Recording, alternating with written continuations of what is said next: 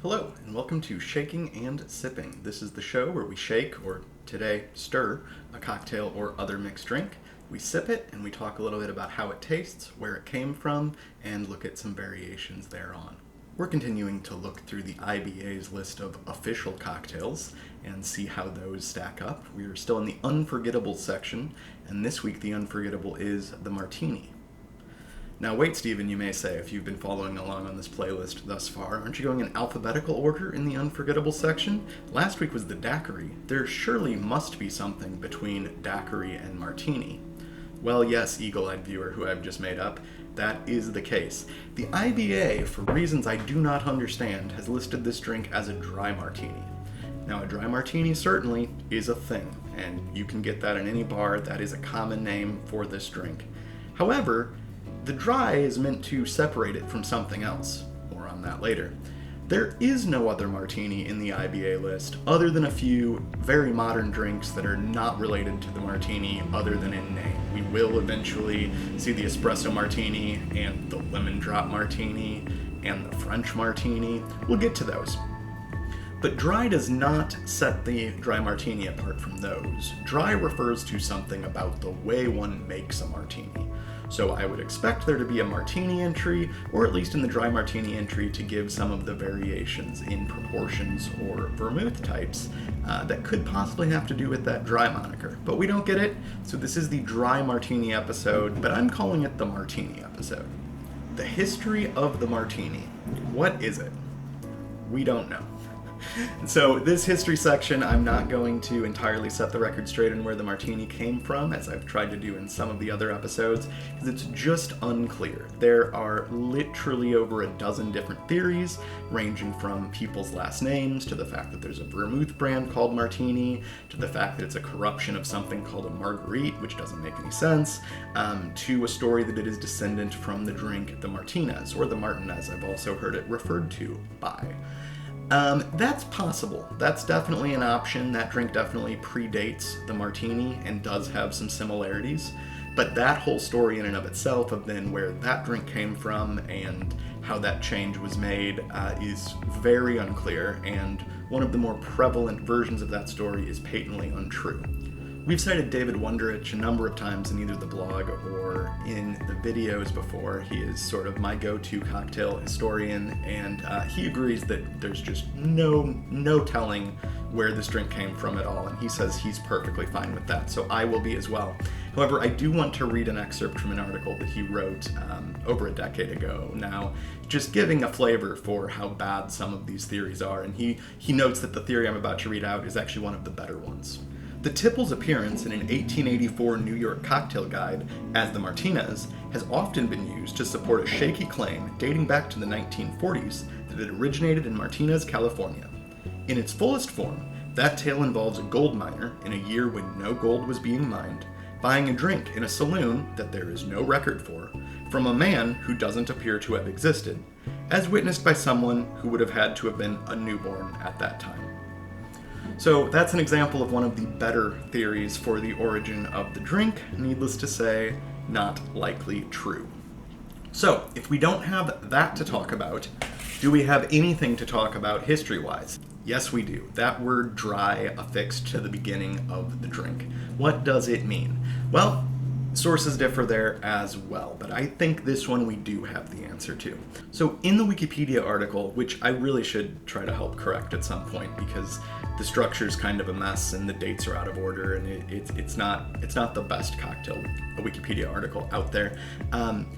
It says in the article for the drink that a dry martini is a martini made with a lower ratio of vermouth to gin. And those are our two clear ingredients. We'll talk about some others, but the main ingredients are going to be vermouth and gin. And so the Wikipedia article says a dry martini, lower proportion of vermouth to gin. 6-to-1 is what they cite as a standard, which is also what the IBA uses. So we will make one of those. I don't think that's correct at all. And though David Wondrich doesn't go into it in his article, other people are on my side, and the drink he gives, which he describes as his version of a 1905 dry martini, includes equal parts gin and vermouth, which I agree is correct. in which case you might say, well then, how is it dry? The answer there is dry vermouth. So the Martinez's that we have from before the Martini, as well as other early Martini variants, tend to use sweet vermouth, Italian vermouth. The dry, in my opinion, references the vermouth choice, not the vermouth proportion. Even if it did represent the vermouth proportion, it's not representing anything near a 6-to-1. Again, the early Martinez recipes have the recipe or the ratios flipped, where you actually have 2 times vermouth to 1 part gin. So if it did refer to those proportions, which I don't think it does, the drying would be reducing it to a 1-to-1 or thereabouts, rather than reducing it to something like we have today, which would be like a 1-to-6. So that is some basics. There are some other ingredients we could talk about adding. So some are more modern modifiers. There's of course the famous dirty martini, in which some olive brine is added, and other sorts of things, which from whence we get all the lemon drop martinis and stuff that we'll get to someday. Could you make a martini with vodka? You could. I wouldn't do it, but obviously that is a very common thing to do. And if you check the blog entry tomorrow, when we do our IBA in real life, and I report on having a martini out at a local cocktail bar, there may be some coverage of some vodka-related options, so stick around for that. However, the one thing that is in some early martini recipes, which may be a carryover from the Martinez, are bitters. I am not going to employ bitters in either of the variants we make today, only because I don't want to make a third variant just to sort of show off bitters. There's 2 other things that I'm wanting to work with anyway, and I don't want to flip too many variables. But many early recipes do have either Boker's bitters or some sort of orange bitters, so feel free to play with that if you're interested. I think that is enough history and complaining about the name Dry Martini. Why don't we make the IBA spec version? For the IBA spec version of the Dry Martini, we're going to start with our mixing glass. We're going to add some ice. And then, very simple drink. We need 10 mils, so that is 1/3 of an ounce, of a dry French vermouth. I'm using Dolon.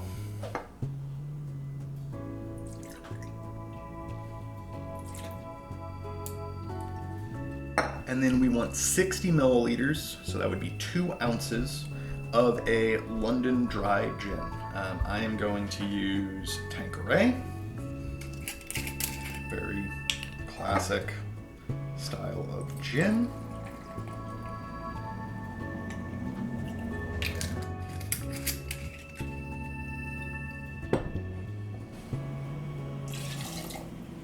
So that's our 2 ounces of London dry gin. And that is it. Let's give it a stir.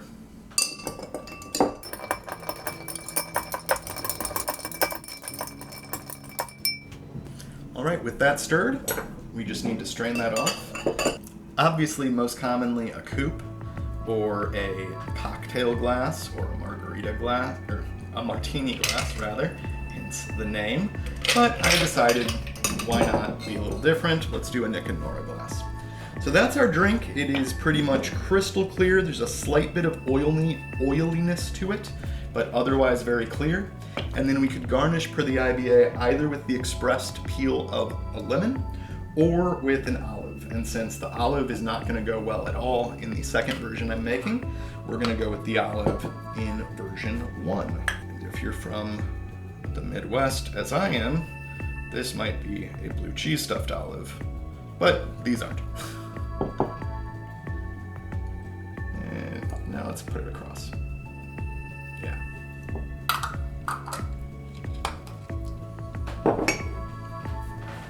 And that is an IBA spec dry martini.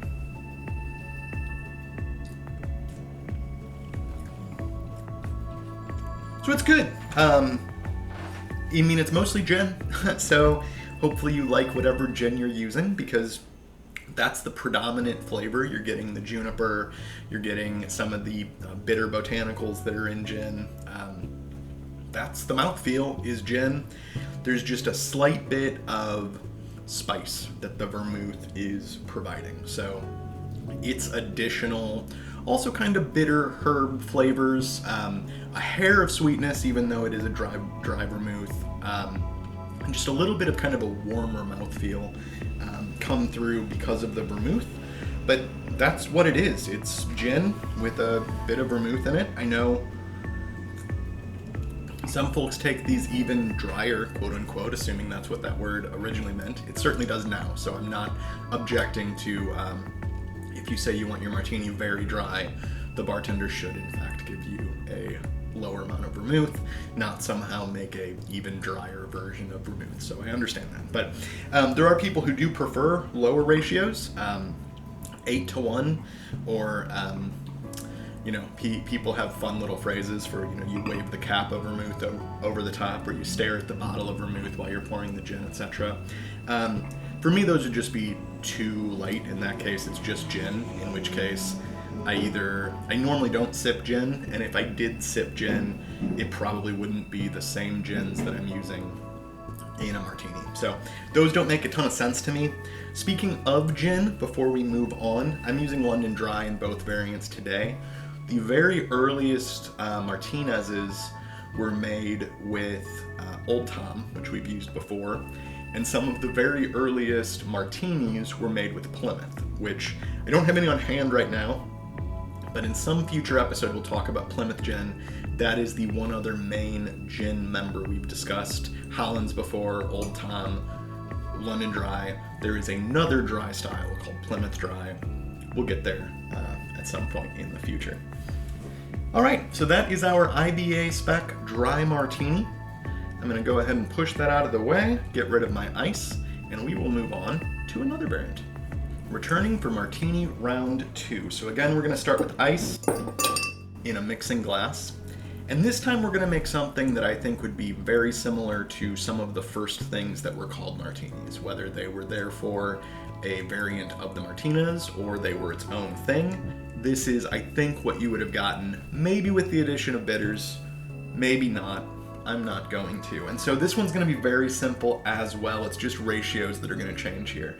So we are using Dolin Rouge, which is a French vermouth, but it is a sweet vermouth. So this is going to be much more like an Italian style vermouth, and I quite like it. So we're going to need Dolin Rouge. We are going to use the same proportion as we did with the gin before. We're going to use the same ratio as we would to gin. So I'm going to make the drink slightly smaller because of that, but end up with a 1-to-1 ratio. So that is 1.5 ounces, 45 milliliters.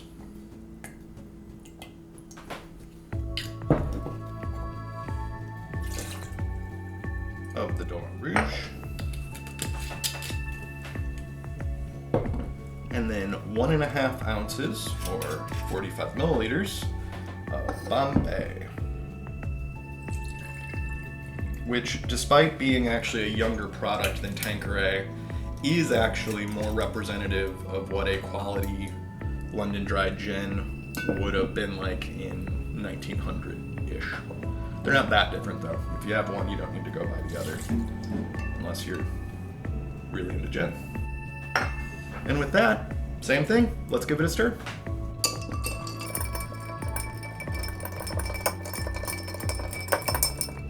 And again, we'll strain that into a slightly anachronistic Nick and Nora glass, though not that anachronistic, honestly, because the early cocktail glasses and some coupes were quite a bit smaller than a lot of our cocktail glasses today.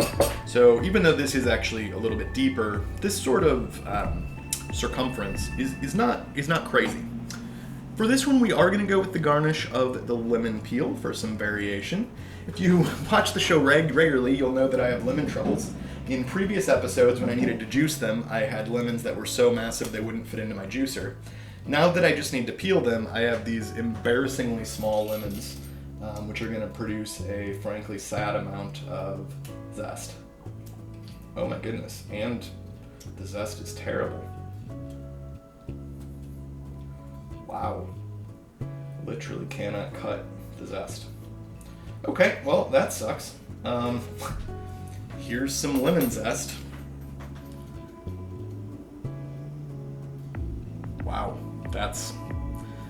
Okay, well, I'm not, I'm not proud of that, but that's these terrible lemons. Enjoy those.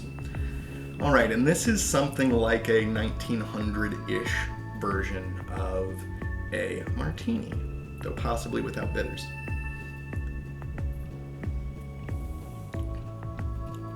And see, I like that quite a bit more.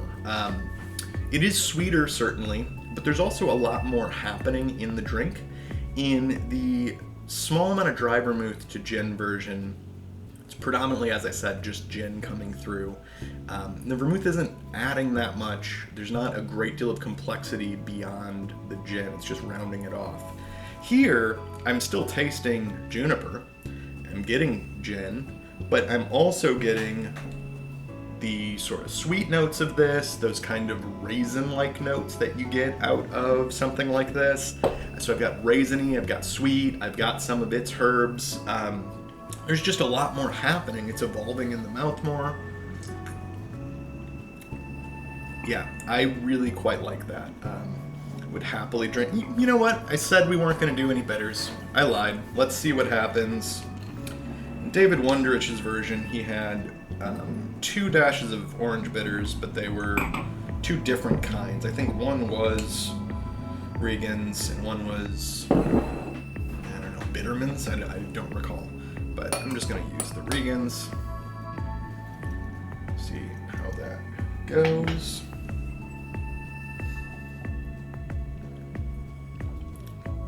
So the orange, that's a lot. I like it, but the nose is completely taken over by the orange. Yeah, that's really all I get off nose now is orange. Flavor-wise, I'm still getting everything happening, but orange is leading. So that's the first thing I taste is orange. And then what happens is the kind of raisiny notes that are in this show up as though they are the back half of the orange. So it's almost like if you had sort of a dried orange, a kind of like roasted orange peel. That's not a thing you would eat, but if that was a thing that existed, that's what it turns into. I like it. I don't know that I would do this as my go-to variant of a martini, but I will happily drink this. So those are 2.5 variants of the martini. There are many to choose from, and I encourage you to play with it quite a bit. I'm not necessarily encouraging you to make a lemon drop martini, but do consider trying other gins, other types of gins, Old Tom's, Plymouth, etc. Add bitters, add different kinds of bitters. Absolutely have fun with that. Also consider, and again, more on this in tomorrow's blog post, maybe either substituting the vermouth or including with the vermouth some other sort of fortified wine product and see what that could do for you. Well, that's all my chat about the martini for this week. Thanks so much for coming along with me on that journey. Please be sure to check the blog post linked below where we'll have a full write-up of these drinks today, as well as a write-up tomorrow of what happens when I go order these in a local Seattle cocktail bar and see what they do with it.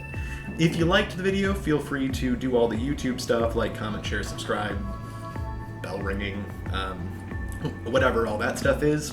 Happy if you did that. Feel free to follow me on Twitter at shaking_sipping, where you can see what's happening on Twitter, which is mostly me announcing new videos and things, though occasionally other things, like when I was watching the quite bad 90s film The Net a couple weeks ago and made a Gibson, which is a martini variant, to go along with it, because it's a nonsensical plot point in the film where people are ordering Gibsons on a beach in Mexico and they meet, and it's a thing that happens. Anyway, that's enough of that. Follow me on Twitter. Check out the blog shakinandsipping.com. We'll be back next week with the next cocktail on the IBA list. Until next week, happy sipping.